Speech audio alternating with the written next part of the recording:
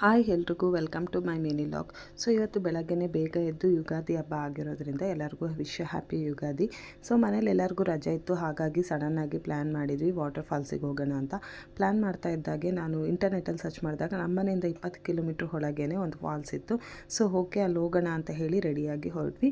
ಇವಾಗ ನಾವು ಫಾಲ್ಸ್ ಹತ್ರ ಬಂದಿದ್ದೀವಿ. ಪಾರ್ಕಿಂಗ್ ಎಲ್ಲೂ ಜಾಗ ಇರಲಿಲ್ಲ, ಹಾಗಾಗಿ ಅಲ್ಲಿ ಪಾರ್ಕಿಂಗ್ ಮಾಡಿ ಅವರು ಒಂದು ಕಾರಿಗೆ 100 ರೂಪೀಸ್ ತೊಗೊಳ್ತಾರೆ ಪಾರ್ಕಿಂಗಿಗೆ.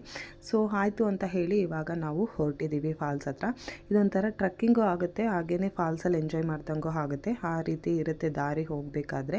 ಸೊ ಫೈನಲ್ ಆಗಿ ನಾವು ವಾಟರ್ ಫಾಲ್ಸ್ ಹತ್ರ ರೀಚ್ ಆದ್ವಿ. ನನ್ನ ಮಗ ಅಂತೂ ಚೆನ್ನಾಗಿ ಎಂಜಾಯ್ ಮಾಡ್ತಾ ಇದ್ದಾನೆ. ನನ್ನ ಮಗಳಿಗೆ ಸ್ವಲ್ಪ ಭಯ, ಆದರೆ ನನ್ನ ಮಗ ಅಂತೂ ತುಂಬ ಚೆನ್ನಾಗಿ ಎಂಜಾಯ್ ಮಾಡ್ತಾ ಇದ್ದಾನೆ ಅವ್ರ ಚಿಕ್ಕಪ್ಪನ ಜೊತೆ.